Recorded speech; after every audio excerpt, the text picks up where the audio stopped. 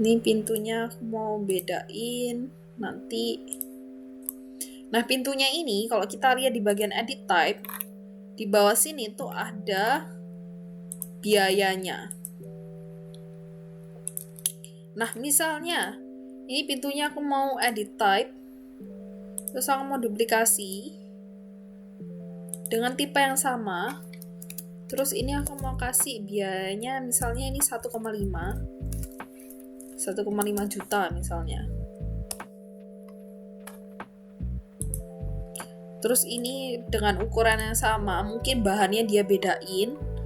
Nah, kalau dia bedain bahannya, kita bedain harganya dong. Nah, ini misalnya 3 juta.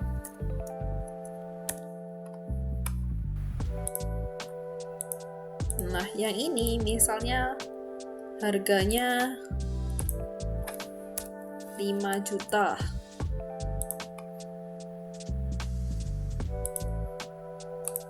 Jadi yang ini tadi 1,5 juta ini aku tulis langsung di cost-nya. Di sini ada cost, ini aku tulis 5 juta. 1,5 juta. Klik apply. Yang ini harga 5 juta, jadi cost-nya ini aku mau tulis harganya 5 juta. Klik apply. Dan yang ini aku mau harganya 3 juta.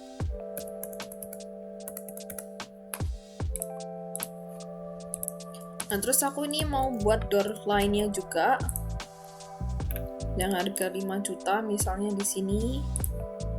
Terus yang harga 3 juta misalnya di sini. Yang harga 1,5 juta misalnya di sini. Nah, seperti ini. Lalu aku membuat filternya berdasarkan dari harganya. Jadi aku edit new, bukan lagi wall.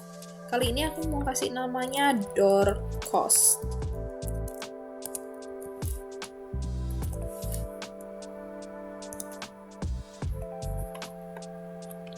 Nah, misalnya kliennya tanya, itu door-nya harganya berapa aja? Ini aku bisa pilih kategorinya door. Terus aku kasih cost, kan berdasarkan harganya berapa. Jadi di sini kita parameternya pakai harga. Nah, di sini aku mau tulisnya greater than. Jadi misalnya kliennya itu pingin mengatur budgetnya dia, dan dia cuman kasih, pokoknya dia bilangnya, pokoknya kamu tunjukin aja semuanya harganya di atas 2 juta. Jadi semua elemen dari pintu, pokoknya semua dari pintu yang harganya di atas 2 juta, kamu harus tunjukin lewat presentasi planmu itu. Jadi ini aku tulisnya 2 juta. Aku klik apply, oke. Nah, ini sekarang door-nya aku ubah lines-nya jadi warna merah. Kalau kita klik apply, kita lihat dia jadinya warna merah. Ini yang harga 3 juta dia jadi warna merah, yang harga 5 juta dia jadi warna merah. Dan yang harga 1,5 juta ini dia nggak warnanya merah. Jadi biar bosnya ini tahu, oh yang mana ini yang makan harganya banyak, yang mahal tuh yang mana, dia jadi tahu. Misalnya, oh ternyata yang merah ini kok banyak banget ya, ini aku kurangin aja deh. Ini aku door-nya mau jadinya 1,5 juta aja misalnya. Nih, udah gak merah lagi kan. Jadi beberapa mungkin dia langsung lihat, oh ini yang mana yang mau dia kurangin karena harganya kemahalan di atas budget. Yang mana yang enggak, dia langsung kelihatan dari presentasi dari view kita ini. Nah, itu kalau berdasarkan dari harganya. Ini seperti yang aku udah tunjukin, berdasarkan dari yang lainnya tuh sebenarnya masih banyak. Tapi selain harga ini, yang penting pokoknya kalian tahu filternya tuh kalian mau filter apa, kalian udah jelas. Filternya misalnya mau filter pintu, mau filter dinding, itu yang langkah pertama yang harus kalian tahu adalah kalian mau filter apa.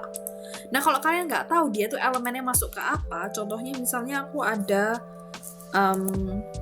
ini ada desk. Nah, desknya ini aku nggak tahu dia tuh generic model, atau dia furniture, atau dia casework. Karena nggak tahu. Ini pokoknya aku harus lihat ke sini. Dia tuh namanya furniture. Jadinya kalau kalian filter ya pastikan kalian filternya di tempat yang tepat. Bukannya desk. Ini kalian kira-kira oh ini kayaknya generic model deh. Jadi ini aku mau buatnya di generic model. Enggak ya. Dia tuh di furniture. Jadi kan harus tahu kalian tuh mau filter kategori apa. Itu yang paling penting. Tahu dulu kategorinya apa. Setelah kalian tahu kategorinya apa, kalian baru cari di sini. Rules-nya tuh and atau or. Jadi misalnya ini aku buat langsung aja deh. Ini aku buat yang pintu tadi nih. Ini kan aku bilang is greater than 2 juta maksudnya. Terus aku bisa add rule lagi. Door-nya ini namanya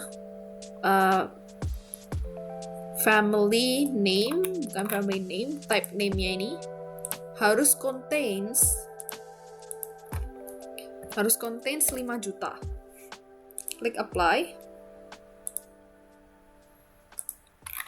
Ini jadinya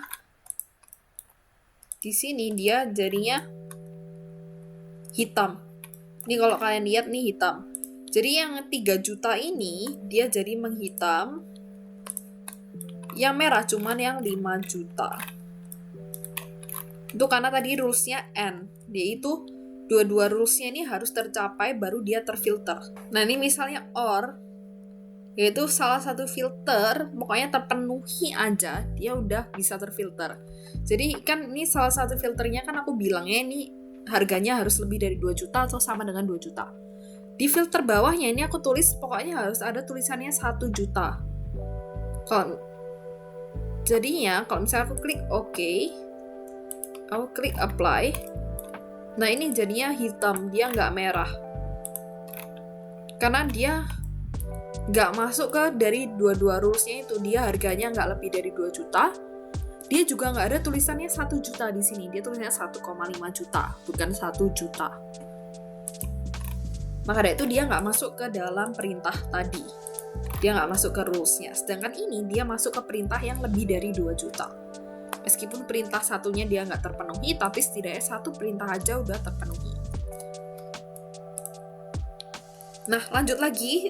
Intermezzo sedikit, karena aku lupa jelasin tentang and dan or. Sebenarnya udah aku jelasin, cuman aku lebih detailin lagi gimana di projectnya langsung.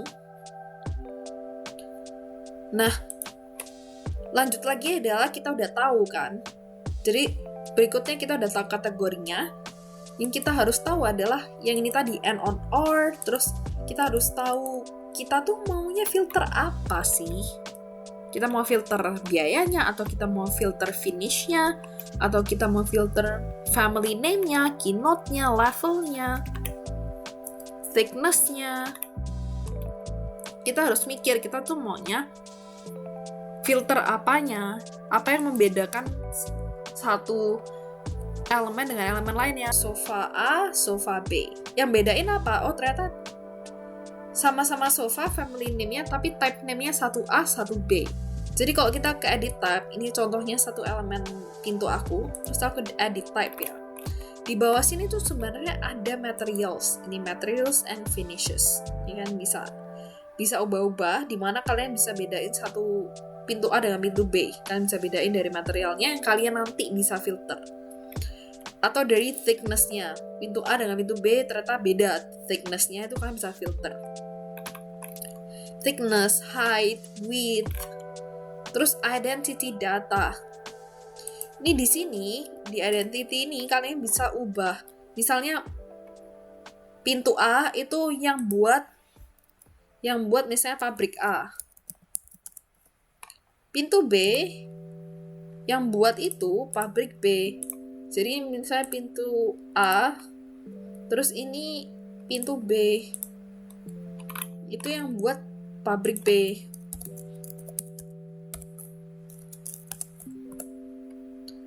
Atau kalian bisa ubah marknya. Kalian bisa filter dari tipe marknya. Ini kita bisa ubah jadi manufacturer bukan is greater than lagi. Dia manufacturernya apa? Misalnya tadi aku tulis pabrik A. Ini aku tulisnya equals. harus sama dengan pabrik A namanya, nggak boleh pabrik B. Atau kalau aku tulisnya cuma pabrik, kan tadi pintu A dengan pintu B sama-sama manufacturernya pabrik, tapi pabrik A apa pabrik A atau pabrik B.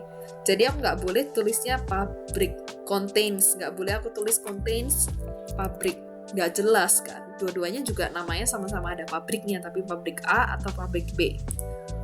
Jadi aku harus tulisnya yang equals, harus sama dengan pabrik A. Kalau bukan pabrik A, ya nggak masuk ke filter. Nah, ini aku mau hapus filter ini. Equals to pabrik A, aku klik apply. Oke. Nah, dia warnanya merah. Karena yang ini di manufacturernya tuh yang buat itu pabrik A. Yang ini yang buat pabrik B. Jadi pabrik B nggak ikut terfilter. Nah, semoga video ini bermanfaat dan aku jelasinnya udah detail. Kalau kurang detail lagi, kalian bisa tulis di kolom komentar. Misalnya kayak, ini kok cuman bahas tentang tembok sama bahas tentang pintu aja, aku mau dibahas yang lainnya, aku nggak paham masnya. Misalnya mau bahas tentang furniture-nya atau generic modelnya, gimana, apa bedanya dengan bahas tentang pintu dan tembok. Sebenarnya sama aja ya, cuman beda kategori aja. Cuman kalau kalian masih belum paham, nggak apa-apa, tulis aja di kolom komentar. Aku akan berusaha untuk buat video lainnya yang lebih menjelaskan lebih dalam lagi kalau kalian belum paham. Tapi seperti yang kalian lihat, video ini panjang banget, dimana aku berusaha jelasinnya benar-benar sedetail mungkin yang kalian bisa paham. Bahkan mungkin aku ngomongnya diulang-ulang. Itu bukan karena kamu bertele-tele, tapi memang ada orang yang belum paham pun tuh juga ada. Karena kan nggak semua orang bisa nangkepnya secepat itu kan. Jadi aku berusaha untuk supaya semuanya bisa nangkep di vlog. Kalau misalnya kalian merasa video ini bermanfaat, jangan lupa untuk subscribe di YouTube aku, jangan lupa untuk like dan komen juga kalau menurut kalian bermanfaat, supaya aku lebih semangat lagi untuk buat video-video lainnya. Bye-bye, sampai jumpa di video aku yang lainnya.